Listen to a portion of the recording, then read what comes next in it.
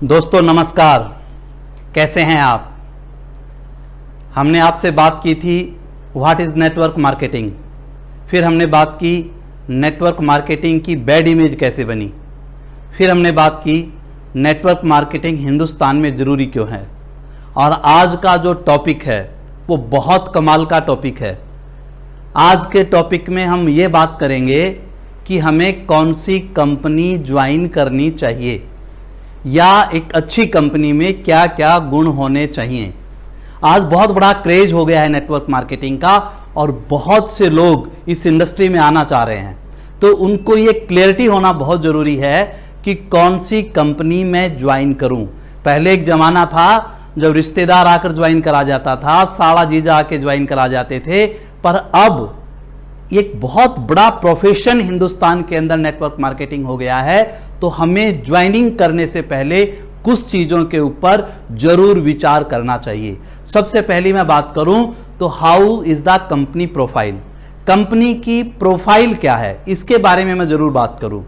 जब तक मुझे कंपनी की प्रोफाइल का नहीं पता होगा, जब तक कंपनी के लोगों की बैकग्राउंड का पता नहीं होगा ओनर की, तब तक उस कंपनी को ज्वाइन करने का फायदा नहीं है। क्योंकि बहुत सी कंपनियां ऐसी हैं जिन्होंने शेयर्स ले रखे हैं, बहुत सी कंपनियां ऐसी हैं जिन्होंने बैंकों से लोन ले रखे हैं, बहुत सी कंपनियां ऐसी हैं जिनकी देनदारी बहुत ज़्यादा है, बहुत सी कंपनियां ऐसी भी हैं जो जीरो डेबिट हैं, जिसका किसी से कोई लोन का काम नहीं है।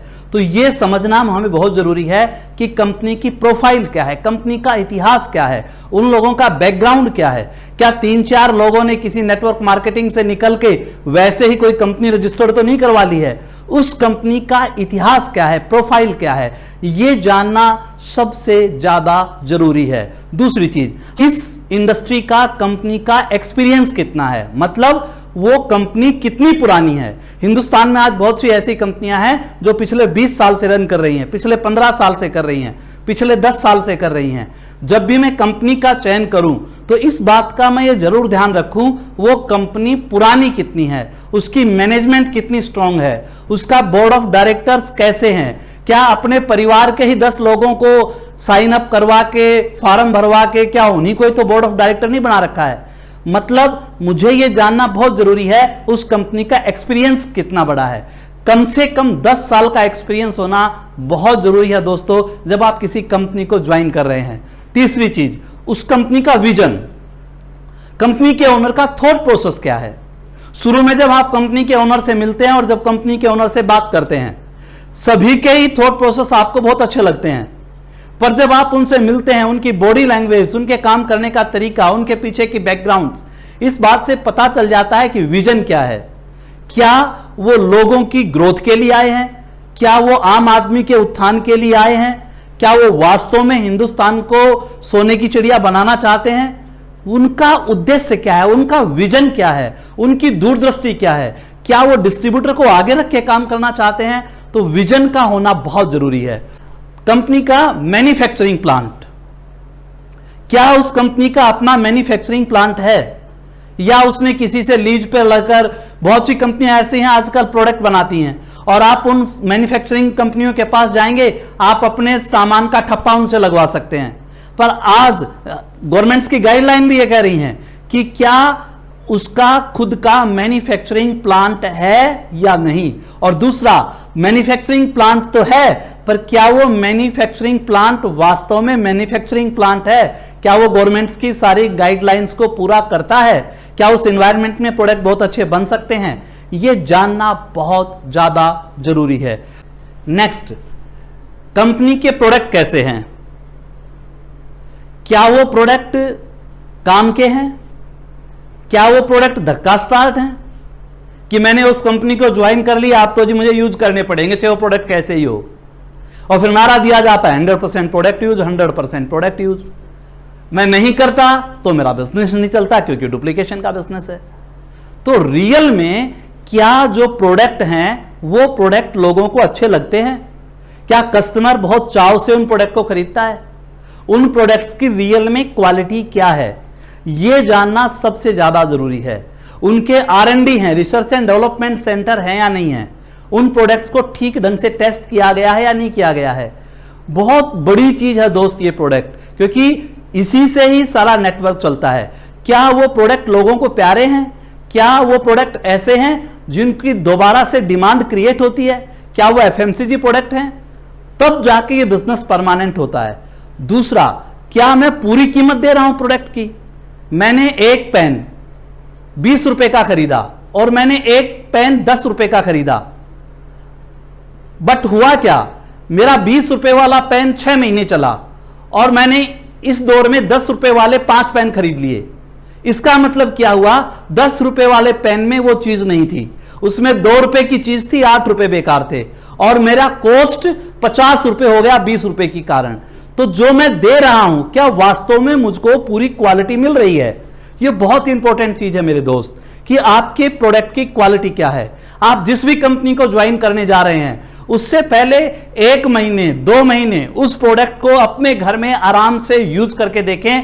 आपको ऐसा लगता है कि प्रोडक्ट हाँ बहुत अच्छे प्रोडक्ट हैं, मैं इनको बहुत बेस्ट ढंग से यूज कर सकता हूं, फिर आप उस कंपनी को अच्छी तरह से ज्वाइन कर सकते हैं। सबसे इंपॉर्टेंट चीज, उन प्रोडक्ट का डिलीवरी सिस्टम क्या है।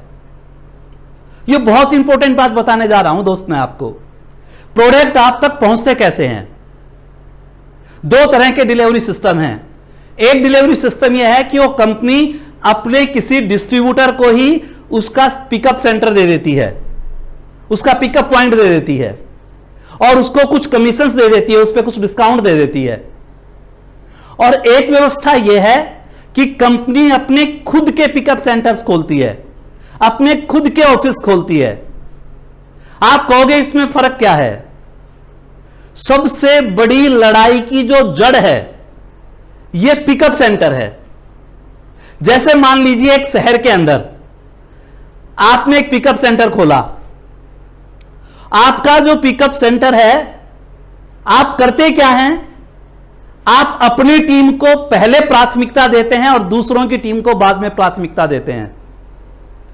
और कई बार क्या होता है, दूसरी टीम का बंदा जब उस पिकअप सेंटर पे लगातार जाता है, उसका बिजनेस बहुत अच्छा नहीं चल रहा होता, तो कई बार पिकअप सेंटर वाला उनको लालच देता है कि यहां तेरी हेल्प करने वाला कोई नहीं है, तू मेरी टीम के अंदर आ जा। और इस तरह से कई बार अच्छी अच्छी टीमें टूट जाती हैं। तो पिकअप सेंटर अगर जब तक एक डिस्ट्रीब्यूटर का पिकअप सेंटर होगा, तब तक यह बीमारी दूर नहीं हो सकती। उसके बाद क्या होता है, उसी शहर में मुझे दूसरा पिकअप सेंटर लेना है और दूसरा पिकअप सेंटर मैं ले रहा हूं, मेरी अपलाइन थोड़ी सी मजबूत है, मेरी अपलाइन की कंपनी में बड़ी अच्छी चलती है, मेरी अपलाइन ने सैंक्शन करवा दिया और मेरे से 2 किलोमीटर दूर दूसरा पिकअप सेंटर हो गया। अब मेरी सेल कम हो गई। कई बार लोग सोचते हैं इसको 10,000, 20,000, 2 लाख, 5 लाख का पिकअप सेंटर दिलवा दो, फिर ये फंस जाएगा और इसकी जो परचेज आएगी वो मेरे नेटवर्क में आ जाएगी। अगर कंपनी का अपना सिस्टम है, अगर कंपनी के अपने एम्प्लॉइज हैं, तो वहां पर किसी भी टीम का कोई भी बंदा जाए, वहां कोई दिक्कत नहीं होती। ज्वाइनिंग करने से पहले दोस्त यह जानना बहुत जरूरी है, इस पिकअप सेंटर की लड़ाई में मैंने बहुत सी टीमें और बहुत से अप्लायंस के साथ कम्युनिकेशन गैप होते देखे हैं और लड़ाई होती देखी है। नेक्स्ट, क्या वो कंपनी इडसा से संबंधित है? अगर नहीं है तो भी कोई बात नहीं है, क्योंकि हिंदुस्तान में आज ऑर्गेनाइज्ड और अनऑर्गेनाइज्ड नेटवर्किंग का बिजनेस दोनों लगभग बराबर के हैं। तो कुछ ऐसी कंपनी भी है जो बेस्ट है पर इडसा से नहीं है, तो वो कोई बात नहीं है। बट आप अगर एक नई कंपनी चुन रहे हैं तो फिर इंडियन डायरेक्ट सेलिंग एसोसिएशन के साथ अगर वो संबंधित है तो ये आपके लिए बेस्ट रहेगा, क्योंकि जब भी कोई एसोसिएशन बनती है तो उसमें अगर कोई गड़बड़ होती है तो दूसरी कंपनी आकर उसको रोकती है, आप अपनी बात वहां पर कह सकते हैं। और सबसे महत्वपूर्ण बात दोस्त अब मैं कहने जा रहा हूं, कंपनी की मार्केटिंग प्लान कैसी है। अलग अलग तरह की मार्केटिंग प्लान है दोस्त। रेड एंड ग्रीन सिग्नल होते हैं। सिग्नल का मतलब आप समझ गए होंगे। ज्वाइनिंग जब होती है, एक ज्वाइनिंग होती है रेड और एक ज्वाइनिंग होती है ग्रीन। रेड ज्वाइनिंग का मतलब मैंने ज्वाइनिंग तो कर ली, बट मैंने अभी कुछ सामान खरीद के मेरी उस ज्वाइनिंग को हरी नहीं की है, ग्रीन नहीं की है, मैं एक्टिवेट नहीं हुआ हूं। यहां तक तो ठीक है। कई बार क्या होता है, मेरी रेड ज्वाइनिंग है और कोई और बंदा आ गया और वो मेरी स्ट्रक्चर में कहीं ऊपर है, तो मुझे कहा जाता है आपको ये रेड वाली दे देंगे और फिर इसको ग्रीन कर देंगे और आप ऊपर ही ऊपर लग जाओगे। अगर ये रेड और ग्रीन का खेल किसी कंपनी में चलता है दोस्त, सावधान रहना, कभी न कभी आपके ऊपर कोई ना कोई आकर बैठने वाला है। यह बड़ी कमाल की चीज है। दूसरा, प्लान में कोई सेल्फिश मोटिव तो नहीं है, मतलब प्लान लुभावनी तो नहीं है, लालच तो नहीं है कि आप एक बार आ जाओ, बाद में बंदे को पता चलता है मैं कहां पे फंस गया। दोस्तों, एक चीज को जरूर याद रखना, नेटवर्क मार्केटिंग बिजनेस एक दिन का नहीं है। यह आपकी आने वाली जनरेशंस का बिजनेस है मेरे दोस्त। यह आपकी 7 पीढ़ी का बिजनेस है। यह लॉन्ग टर्म है, यह शॉर्ट टर्म नहीं है, यह दिहाड़ी और जॉब नहीं है। मैं आपको कहना क्या चाहता हूं, जहां पर एंट्रेंस टफ होगा वहां पर फ्यूचर ब्राइट होगा, जहां पर एंट्रेंस इजी होगा वहां फ्यूचर अंधकार में होगा। आपको यह समझने की बहुत जरूरत है। आज बहुत सी कंपनियां, मैं जानता हूं ऐसी बहुत सी कंपनियों को, आप भी स्टडी कीजिए उन कंपनियों का जहां पर फ्यूचर सेफ है। इस बात को जरूर ध्यान रखना है। What is the motive of the company? Selling product या बाइंग लीडर्स? कंपनी का मोटिव क्या है? प्रोडक्ट बेचना है या लीडर खरीदना है? अगर कोई कंपनी प्रोडक्ट बेचने पर कम फोकस करती है, लीडर्स को खरीदने पर ज्यादा फोकस करती है, कल कोई और खरीद लेगी, परसों कोई और खरीद लेगी, वहां पर आपकी क्या वैल्यू और क्या सेल्फ इमेज है, और कंपनी के क्या प्रिंसिपल और क्या एथिक्स हैं? आपको दोस्त ये सोचना पड़ेगा। क्यों? क्योंकि लॉन्ग टर्म व्यापार है, शॉर्ट टर्म व्यापार नहीं है। तो किसी भी कंपनी को चुनने से पहले इन बातों का ध्यान रखना बहुत जरूरी है। बहुत सी कंपनियों के अंदर जो लोग पहले आते हैं, क्या वही कमा जाते हैं? क्या बाद वाले बंदे का कोई कैरियर नहीं है? यह ध्यान रखने की बहुत जरूरत है। इसको और अच्छी तरह से समझिए। मान लीजिए मैं बिजनेस में 5 साल के बाद ज्वाइन हुआ। यदि मेरे पास अधिकार है कि मैं अपनी मेहनत से, अपने अपलाइन से जल्दी टॉप लेवल पे जा सकता हूं, इसका मतलब वो कंपनी ठीक है।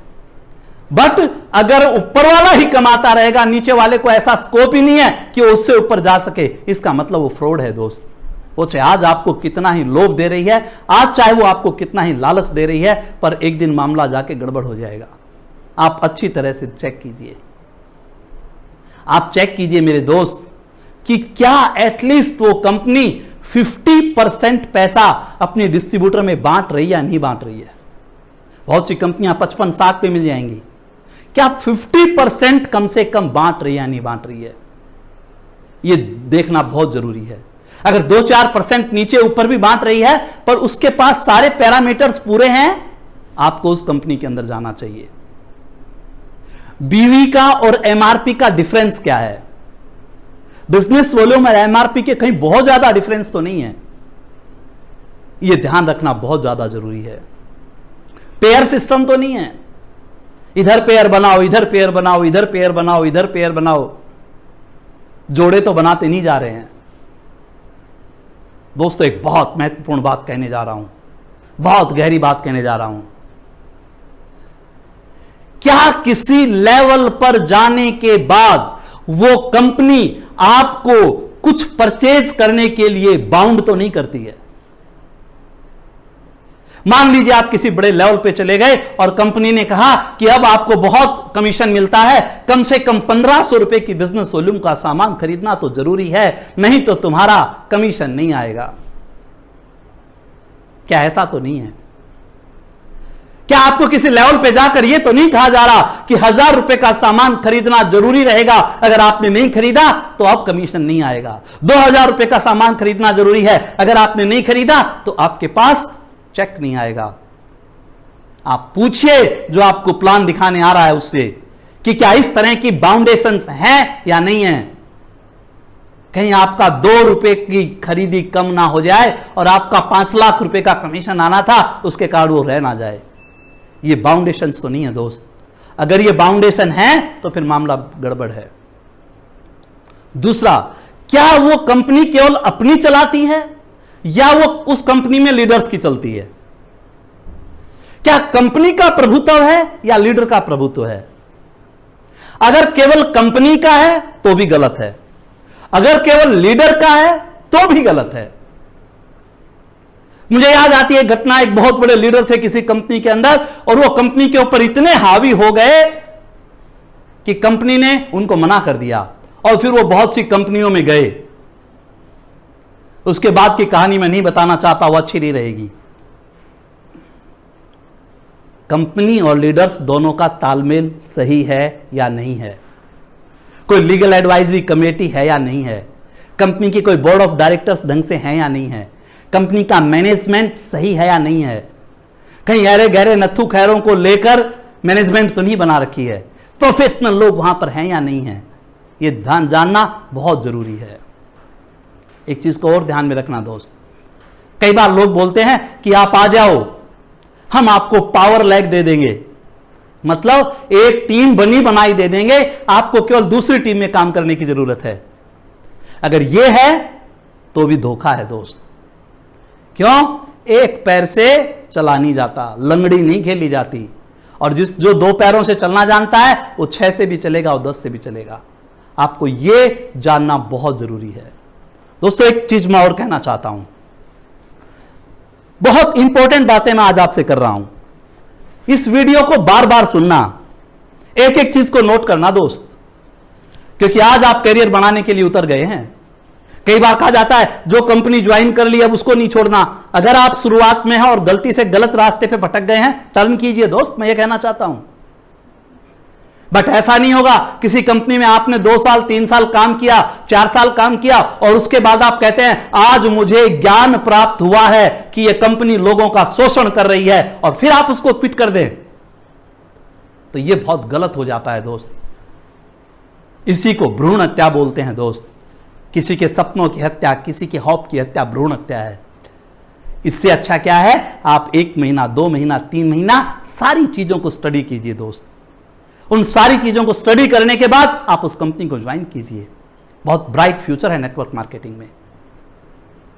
एक और बहुत बड़ा पंगा होता है इस इंडस्ट्री के अंदर, जब आप ग्रो कर रहे होते हैं, जब आप आगे बढ़ रहे होते हैं, उस समय क्या होता है, कई बार आपके अपलाइन को यह अच्छा नहीं लगता। कई बार बहुत अच्छे अपलाइंस होते हैं जो एथिक्स वाले होते हैं, उनको बहुत अच्छा लगता है। पर कई बार कुछ अपलाइंस ऐसे होते हैं बाई लक जिनको ये अच्छा नहीं लगता, और कई बार वो आपको ही डिस्टर्ब करना शुरू कर देते हैं। कई बार वो आपके स्ट्रक्चर को ही खराब करना शुरू कर देते हैं, क्योंकि आपके बिजनेस का उनको पता होता है, आपका बिजनेस उनसे अलग नहीं होता। ऐसे समय में क्या कंपनी कोई सपोर्टिंग सिस्टम आपको प्रोवाइड करती है? क्या कोई अकाउंट मैनेजर है? अगर कोई ऐसी सिस्टम आपको प्रोवाइड नहीं किया जाता तो फिर मामला गड़बड़ है। मैं कुछ ऐसी कंपनियों को जानता हूं, वहां पर एक लेवल के बाद आपको अकाउंट्स मैनेजर मिल जाते हैं कंपनी की तरफ से। वो आपके घर आते हैं, आप उनके पास जाते हैं, आपके पूरे बिजनेस का एनालिसिस करते हैं, आपको बताते हैं कहां पर काम करने की जरूरत है, आपको जहां पे सपोर्ट की जरूरत हो आपके सपोर्ट करते हैं, और उस लेवल के बाद आपका अपलाइन आपके बिजनेस को नहीं देख सकता। हां, अगर वो आपके सबमिशन में, आप उनके सबमिशन में हैं और वो अपलाइन ईश्वर की कृपा से बहुत अच्छा है, तो आप अपने पासवर्ड देकर वो आपका बिजनेस चेक कर सकता है। पर कंपनी कहती है कि अब हमने आपको गोद ले लिया, अब हम आपकी सपोर्ट करेंगे। क्यों? ताकि वो चीजें ना हो कि कहीं अपलाइन ये ना चाहे कि आप कहीं ग्रो कर जाएं, कहीं मेरी सेल्फ इमेज नीचे चली जाए। है तो ये बहुत छोटी सी बात, पर ये मैंने बड़े बड़े लोगों के अंदर ये कीटाणु देखे हैं दोस्त। अपनी ही टीम को जिसको बड़ा करते हैं, उसी टीम के बीच में बैठकर उस टीम को तोड़ने की कोशिश करते हैं। क्यों? कहीं उनकी सेकंड टीमें कम चल रही होती हैं, और उसके बाद कहते हैं अपलाइन की मानो। वो पेड़ बबूल के तो आम कहां से आए दोस्त। हमारा डुप्लीकेशन का बिजनेस है, leaders live in glass house. अगर उस कंपनी के अंदर किसी लेवल पे जाके एक्सपोर्टिंग सिस्टम आपको मिल रहा है, उस कंपनी को ज्वाइन कीजिए दोस्त। ट्रेनिंग मॉड्यूल्स क्या हैं? क्या कंपनी अपने लोगों को उनके प्रोडक्ट्स की ट्रेनिंग करवाती है? क्या वो पे से करवाती है या फ्री करवाती है? उनके ट्रेनिंग मॉड्यूल्स क्या हैं, चेक कीजिए। वहां पर किस तरह का एजुकेशन सिस्टम है? हर व्यक्ति की जिसकी डफली उसका राग तो नहीं है। हर आदमी अपने अपने ढंग से तो एजुकेट नहीं कर रहा है। क्या कोई एक ऐसा एजुकेशन सिस्टम है जिसके तहत सभी लोग काम करते हैं, एक ही इको बनती है?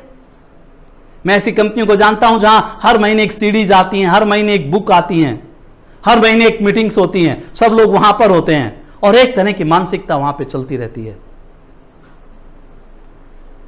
दोस्त, लास्ट में एक चीज कहना चाहता हूं मैं आपसे, ये आपके कैरियर का सवाल है, ये लॉन्ग टर्म है, ये एक दिन की बात नहीं है दोस्त। जब आपको फील्ड में जाना ही है, जब आपको लोगों से बात करनी है, जब आपको सीखना ही है, जब आपको समय ही देना है, आपके बच्चे को बेस्ट यूनिवर्सिटी का अगर मौका मिल रहा है, आपके बच्चे को बेस्ट जगह पर अगर जॉब मिल रही है, आपके बच्चे का अगर बेस्ट कैरियर हो रहा है, तो आपको वहां जाना चाहिए।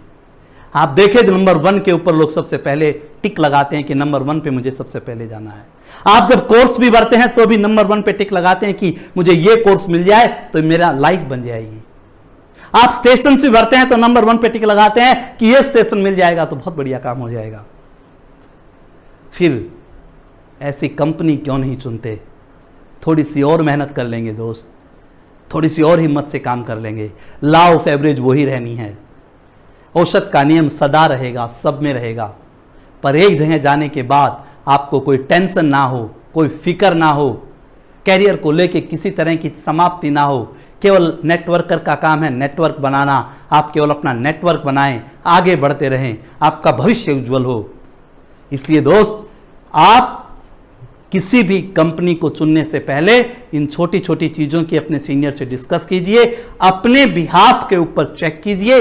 जब सारी चीज़ें टिक हो तो आओ मिलकर इस डायरेक्ट सेलिंग के अंदर हिंदुस्तान बहुत बड़ा कंट्रीब्यूशन दे, हम बहुत बड़ा काम करें। दोस्तों, मेरी अगली वीडियो आएगी, नेटवर्क मार्केटिंग के फायदे क्या क्या हैं, इसमें पोटेंशियल क्या है, उसके बारे में मैं बहुत जल्दी आपसे बात करना चाहता हूं। एक बहुत लंबी सीरीज है, उसके बाद बात करेंगे इसको हम कैसे करें, छोटी छोटी चीज़ों के ऊपर हम बहुत खुलकर बात करेंगे। थैंक यू सो मच, बहुत बहुत धन्यवाद। अगर आपको मेरी वीडियो अच्छी लगती है तो इसको सब्सक्राइब कीजिए और बेल आइकॉन दबाइए। Thank you so much.